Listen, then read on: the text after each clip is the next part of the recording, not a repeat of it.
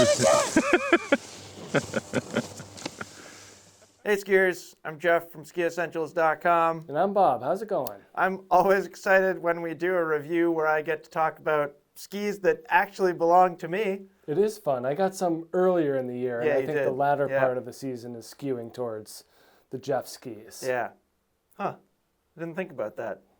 But yeah, this is one of my most prized possessions right here. You almost said the F word. Favorite? Favorite? Yeah. As you guys probably know, we don't use superlatives around here very often, but this Mirus Cor has at least become one of my favorite skis, Yep. especially among the skis that I own. And I would say on the rare personal ski days for me, I was kind of gravitating to this more than anything else that I own, I think. I mean, and to be honest, I kept this in my car for quite a while too. Yeah. So I'm not too far off. I didn't reach for anything that I had personally when this was in the back of the truck. I skied on this thing. And Yep. Really, really enjoyed it. And, you know, I'm not going to lie. I'd say part of the reason why I wanted to ski this thing so much as I did, or so often as I did, is this ski and binding combination is just stellar. It's yeah. got to be one of my favorite ski and binding combos ever. I wish you brought your poles, because your poles They really match bring the whole thing together. pretty well too. Well, anyways, I'm sure someone will point out that it's not exactly the same shade of orange, but say it's close enough. I think so too. And there aren't too many people with like almost new FCAS 18s just sitting in a box waiting for something. And Just waiting for an orange ski to come along. this felt like the opportunity. But I suppose we should get right into it because there's a lot to talk about. A couple of years ago, we reviewed this ski for the first time. This is the Black Crow's Mirus Cor. And Bob, I thought you put it perfectly before we started filming, is that 2 years ago when we did that review, we were pretty excited about that ski. And I would say now we're very excited about this ski.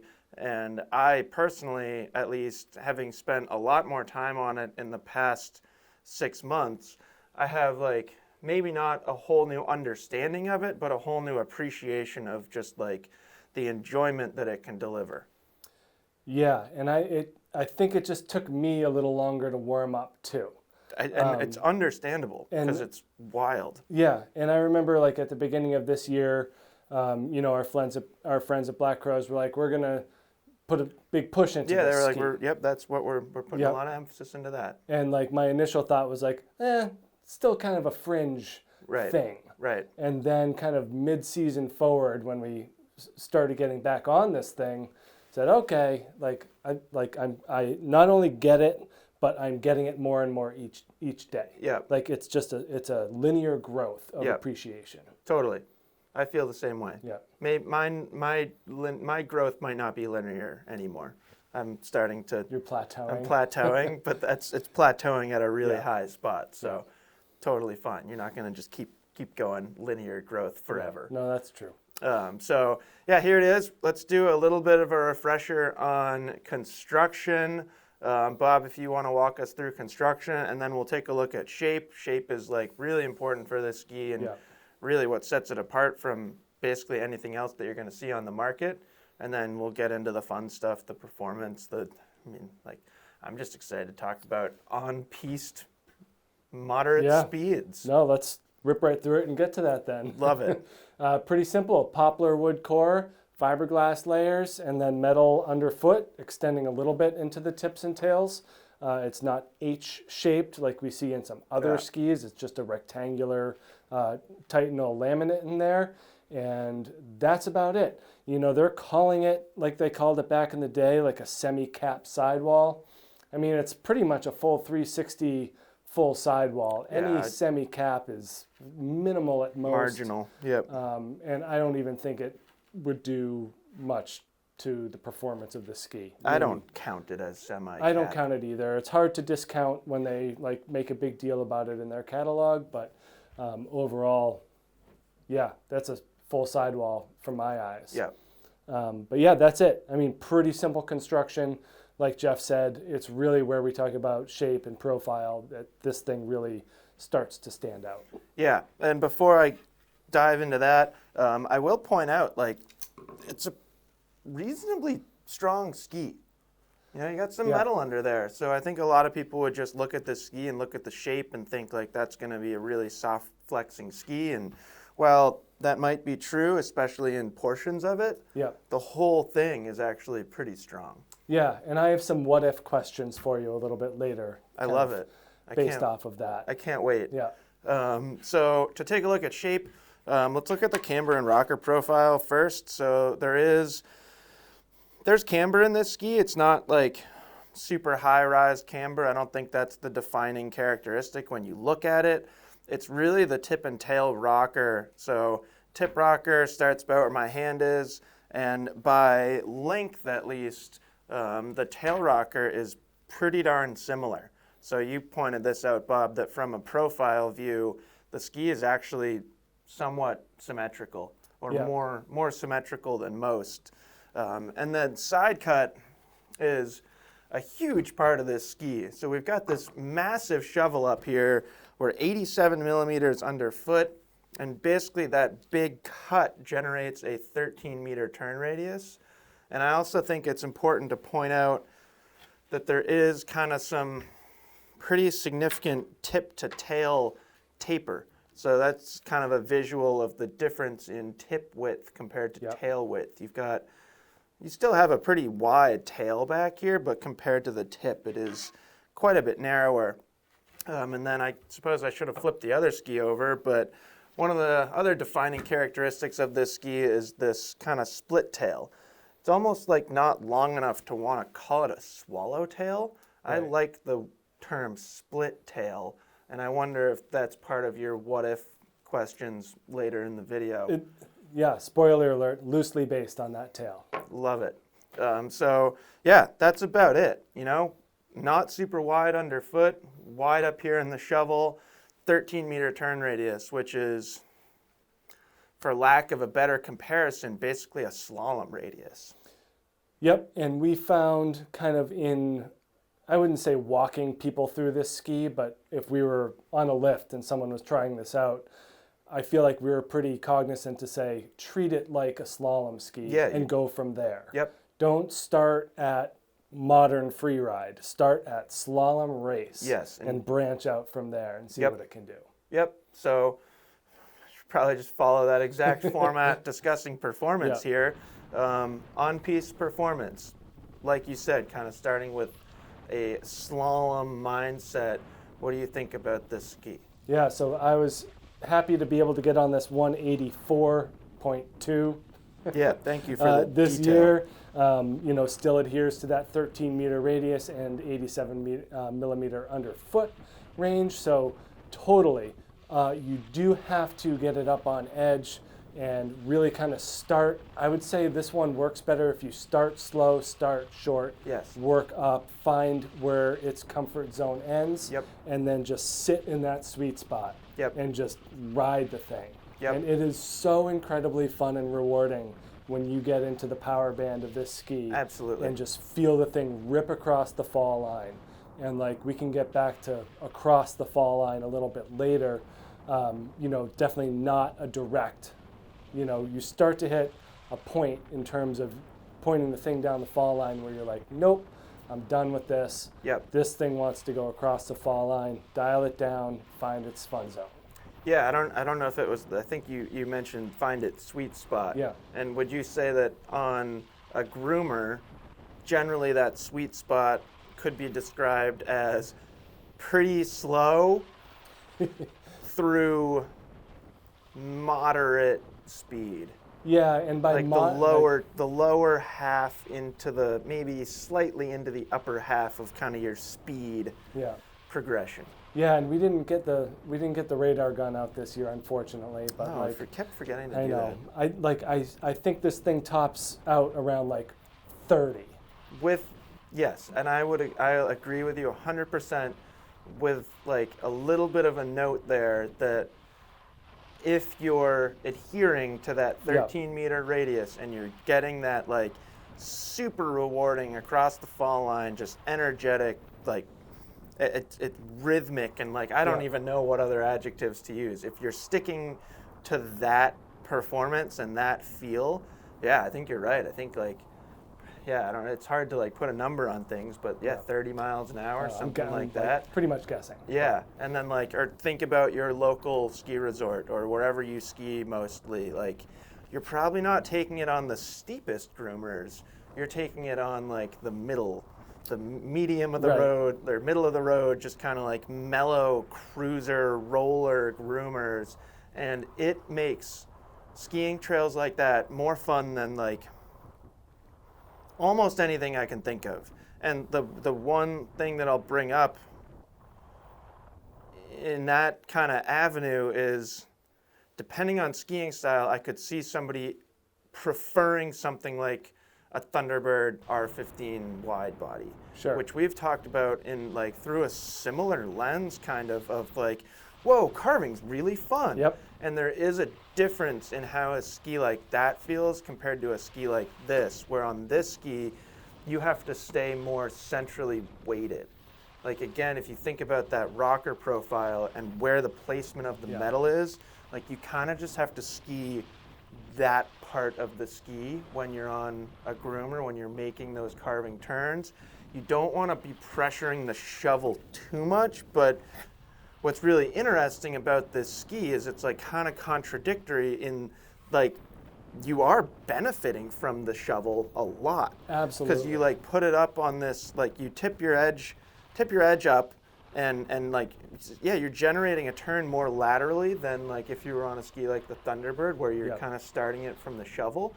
So you're initiating laterally, but you can like feel, and if you happen to like look down at your tips, you can see this tip just engaging and going and like taking you into the turn. And you feel it too, because you can bend it right here. So like the top of your turn, the entry into your turn already feels so round. And then the rest of the ski just kind of like hangs on and takes you through this round turn. Yeah. It's just so fun. It is very impressive. And yeah, I never even like thought about pressuring the tail at those, the shovel at the higher speeds. Yeah. And I found myself doing the same thing. I'm like looking down at the front of the ski, just being like, oh, this is so cool. This is starting to go. Yeah. You know, and like I obviously don't recommend like yeah. making a habit of that, but like. Yeah, don't look at your skis. Yeah. But maybe like 1 out of 20 turns when there's no one in front of you, check out the tips of your Mirus Cor while it enters a turn, because it's super cool. And then, like, I'm glad that you kind of stumbled there and said tail. Yep. Because that's a difference, too. Yeah. Like, that's, you start to, like, really feel a difference to the finish of your turn and how you're manipulating the end of a carving turn on this ski compared to anything else that carves really well with, like, a flat, squared-off tail or less rocker or any combination of all of those things. Yeah. So that's my what if for the tail, if you want to keep that held up there for a second. Sure. What if it didn't exist? What if it was flat? What if it looked like this, just in the tail? Oh, I think it'd be kind of a handful. Okay. I feel like I'd fall a lot.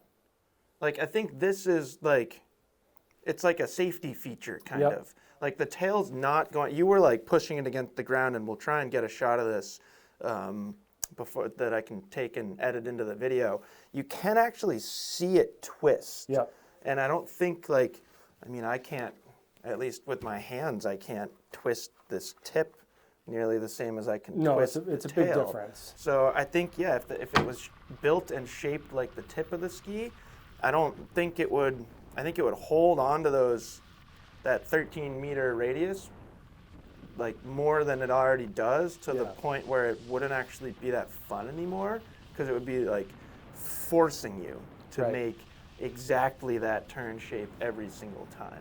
Yep. So. No, that's the answer I thought you were going to say, and that's really kind of that main idea of that tail, is it allows that articulation and the flex. If it were full ski, Yep. it would be more on the abusive side. Yep. And then we're getting out of the fun zone and into the more business Totally. end Yeah. of it. And this ski is all fun. Right. It's not supposed to be business ended at all. Yeah. And then you want my other what if Sure. real quick? If it's relevant to what we're talking about. More back to construction, but still Sure. extend the metal. What if you went full metal, like that Thunderbird, like Yeah. you know, I mean they're like not like a Brahma, but if there were, So- if you're an 88 millimeter underfoot ski with more metal, I think a couple things. I think I would still like it. yeah, I think it would feel a lot different. Like it would feel a lot heavier. yeah. The ski doesn't feel heavy It's like 1,850 grams, I think, in your length. yeah, which isn't heavy. No. And I would imagine if you extend the metal, maybe you're adding 100 grams. Yeah, And I think there's a cutoff there of like, yeah, especially because you would have metal up here. Like, look how wide that metal would be in the tip. right. Like that'd be a lot Be of a lot. mass up there in the tip, and I think that would change it quite a bit. And it would, I think, similarly to how it would be if you changed the tail, it would just make it more one-dimensional, Yep. which I don't think would be the right thing to do. No, and that's how I felt about it as well. Just thinking like, all right, they did this on purpose. Yeah, exactly. They've got the shape of the ski. Right. They say, where can we end this metal so that we're idealizing Yeah. the optimum amount of flex to grip stability. Exactly. And I think they just did a really good job with that. And again, one of those things that maybe we noticed the first time around, but couldn't really put a finger on it. And Yeah. These are some of those things that, We've learned. yeah, that have come up over the past 6 months or so. Yeah. Now, I feel like we can move away from medium or short radius, medium Yeah. speed carves. Like it does that really, really well. We talked a lot about speed so far. I had a couple days on this ski and they weren't film days, so I don't think that we have great footage to kind of go along or that's going to correspond with what I'm describing here. But I did take them out on a couple days and specifically just skied really fast. Yep. And what happens when you ski really fast on them is it's not that they can't do it, it's just that it becomes a completely different tool. Yeah. So instead of making those like short radius, really round turns, when you hit a certain speed, especially on certain snow conditions, there's no longer enough torsional stiffness up here, or no longer like, not that it's enough, because I don't think you'd want it in this scenario. Yeah, so it's just, there's not enough. It's not Right. torsionally strong enough up there that it has the same reaction with the snow. So like when we were talking about like, yeah, look down at your tips and like watch how that thing hooks up.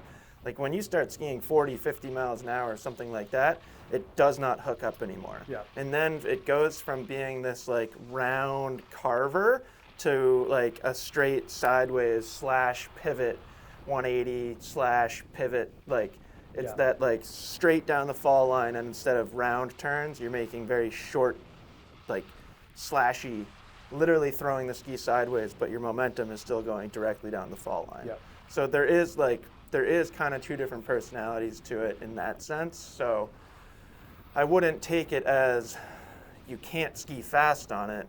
Just don't expect to be making like dynamic carves at high speeds. Yeah, you start to realize that 13-meter radius exists at that point. You're like, well, this thing wants to turn. Yep. I better do something different. Yep. And you can make like long, drawn out turns on it.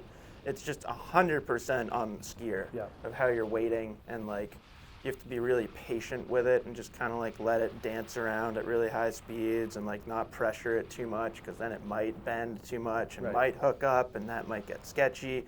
So it's interesting at high speeds, but you can do it, and it like kind of has that like modern free ride vibe. Yeah. Similarly, on days like those, and we had you do some of this too, Bob, I skied some trees on it. I skied some soft snow on it. I'm curious on your take. Luckily, we have some clips of you kind of wiggling through the trees on it. Yeah, you definitely are able to take advantage of that shorter radius, of the lighter swing weight in the tips and tails, Yeah. that narrow waist, Yeah. which I really enjoy, especially quickness. making those quick turns. Yep. It's a different feel than something like an atomic bent 90, which has more of a Straight. straighter shape. So moguls and trees, I did find a little bit of clacking going on, Yeah. you know, tips and tails. It's hard to kind of keep your feet together in a more traditional style while you're making those quick turns. Yep. When you have such a dramatic side cut. That's really my only knock. Other than that, fantastic at, like you said, wiggling on through. Yeah. We get some tight trees and tight bumps here. Really helpful to have a ski that's super maneuverable to do that. Like you, I had a couple of non-film days Yep. on this ski. One with like about as heavy snow as we're going to get here. 4 to 5 inches of snow followed by rain. Brought this thing out kind of to see what it could do, and it wanted to turn.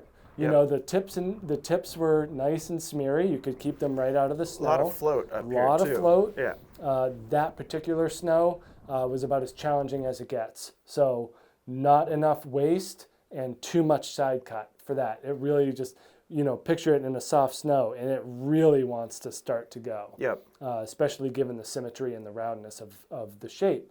So other than it having slight difficulty with that really rare snow conditions, anything softer is fine. You do have to be just, cognizant of the fact that it does want to turn.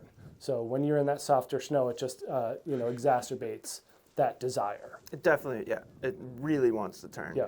I find that that like tip to tail taper, Yeah. the fact that the tail is a lot narrower than the tip, that helps a lot in Yeah. those situations. And I think that's like when you were talking about if the tail was the same shape as the tip, it would be not fun at Right. all if Yeah. you took it into like tight trees or technical terrain like that, because it would feel so stuck behind you. But yeah, I do feel like as long as, like you said, the snow's not too heavy, because then I think you're cutting through here and getting a Yeah. little catchy down there. But as long as the snow is reasonably light and it's, say, like kind of fresh, then yeah, you like the way that this tip initiates, and then the rest of the ski just kind of like happily slips around behind Right. you. I think is pretty cool. Yeah, as long as the tail has enough strength to push Yeah. that consistency of snow. Either or push it lighter. away or cut through it. Yeah. And if you can't do either of those, you're kind of screwed. Yeah, I mean, it was a tough day, but Yeah. still made the most of it. Anything else that you want to share before I talk about terrain park application, because it is a twin tip? Yeah, no, let's get right into that. I think that was good for bumps and trees and groomers. Yeah. And now for the tricks. Yeah. So it's really cool. Yeah. Weird park ski. I remember skiing it like 2 years ago for the first time, and kind of like having just a strange opinion on what it would feel like in the park. And it still is just very unique, but it absolutely works. And I don't think we've talked about this yet, but we always get questions like, I want a ski that can carve really well and ski trees and ski snow, soft snow, Yeah. and like also I want to do some tricks in the park. And we're always like, all right, well, you've brought up like Or four. four like wildly different applications, and like it's not going to be good at that, but it'll be good at this and this and this, and it's hard to like combine all of those Yeah. elements. And this does it just as well, if not better, than anything else out there, Yeah. because it is still appropriate in the park. And I can't think of like really any other ski where you can make slalom turns and have a blast and have like a ski instructor come up to you and be like, oh, yeah, those turns look beautiful. Right. And then go into the park and have a 14-year-old be like, that was sick, bro. Right. Like all on the same run. So I thought that was like an interesting Yeah. way to think about it. There are some limitations. So the recommended mount point on this ski, we just measured actually before we started filming. It's 4 centimeters back from true center. So it's not completely centered. And to me, this does feel like one of those situations where it's such a specific shape that I didn't even think about straying from the recommended mount point. Yeah. There's not a range there. There's one One line, and like it is a very unique thing. So I went right on that line. So obviously, if you're like competing in slope style and like that, you want to go to the Olympics someday, like you probably want to be center mounted or at least more centered. So it might not be the best for that person. Similarly, because it has such a short turn radius, you wouldn't, I think in the written article I said, like, you wouldn't want to do a triple cork over a 75-foot jump because you'd be going fast. Right. And like off the takeoff, this ski has the potential of like kind of hooking up when you don't want to. But again, we're like, that's the fringe of park skiing. That's the top 1% of the top 1% that even has to worry about that stuff. And for most people, I think it would actually be more of a beneficial tool, I think. The fact that it has such a short turn radius means you can make really quick adjustments. So like if you're not lined up for a takeoff quite right, you can get right over there really quickly or to your right really quickly. You can make really quick adjustments.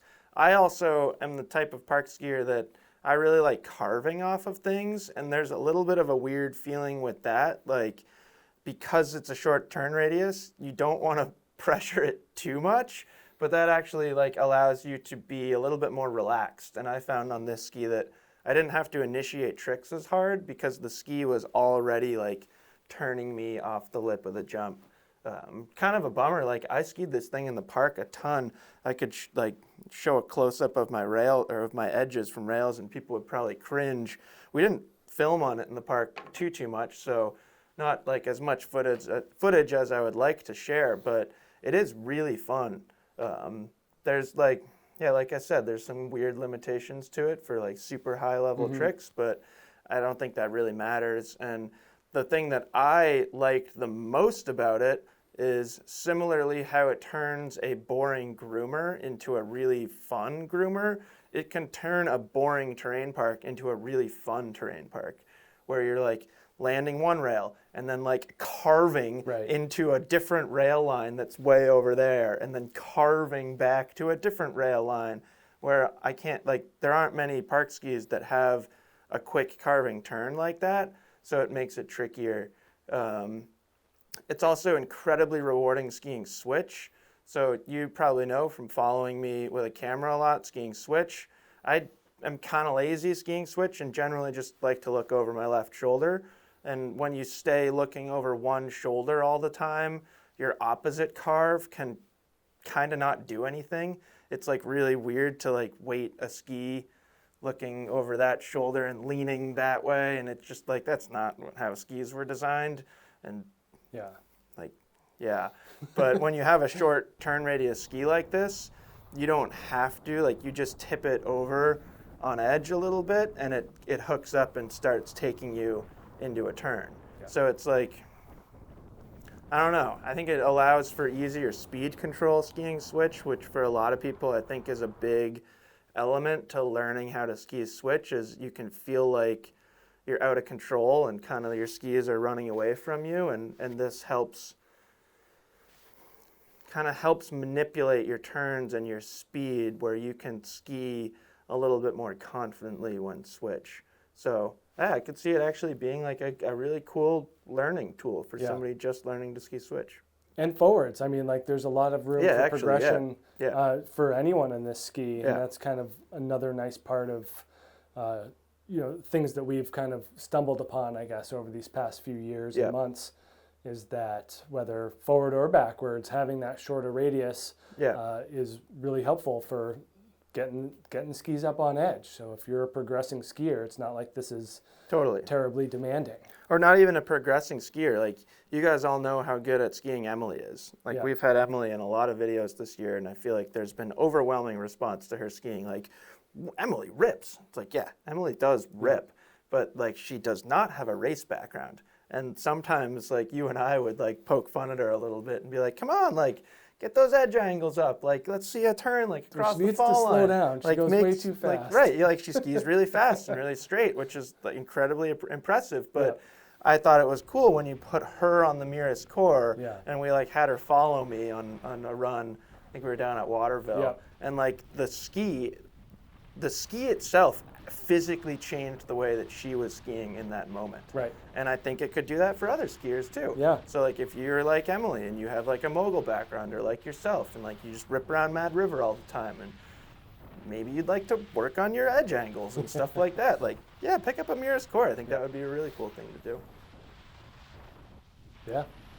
I think we've covered most, if not all of it. And Have we exhausted all the things that we could say about a Mirus Cor? no, but like we got other stuff to do too. Yeah, that's true. I got to put the whole thing together. I just think it's really, I don't want to say we missed on it the first time around, but like, No, I think but it was a really fun learning experience for me personally. Yeah.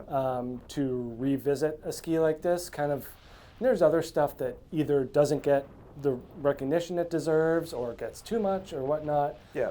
Again, this is kind of that outlier where it may not be at the forefront of your ski shopping protocol. Right. And it's still going to be kind of a fringe ski for a lot of people. Right. But we've had pretty universal acceptance and just agreeability with people that we've gotten to ski on this with this year. Yeah, some really cool reactions in the ski test. Definitely some people that were surprised. Yeah. It's pretty cool to see. I mean, it's a pretty special ski in the sense that it's unique in its performance and how it feels. It's also like pretty darn expensive.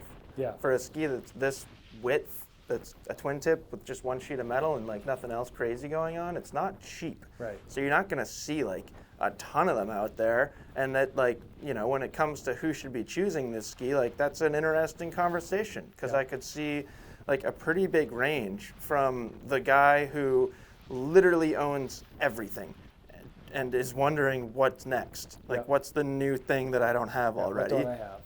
It's this. You don't have this, go buy this. All the way down to the skier who doesn't have a single pair of skis and fits like kind of everything that we're saying. Like enjoys moderate speed carves, wants to play around in the park a little bit, wants to ski some trees, but like probably isn't skiing super deep snow all the time. Like it really could be a super fun one ski quiver. So yeah, it's like one of those things where you have to kind of decide whether it works for you and like does it make sense, and what are you gonna use it as, and does it fit? But it's undeniably incredibly fun to ski. Oh, and a blast to revisit this year. Yeah. So that's it. Let us know if you have any Mirus Cor questions. I don't think we mentioned this once in the whole video, but this is the 2024 graphic. Not very different. It's still orange. But yeah, this is the new graphic if you're curious between the two. So let us know if you have any questions, and we will talk to you soon. Bye.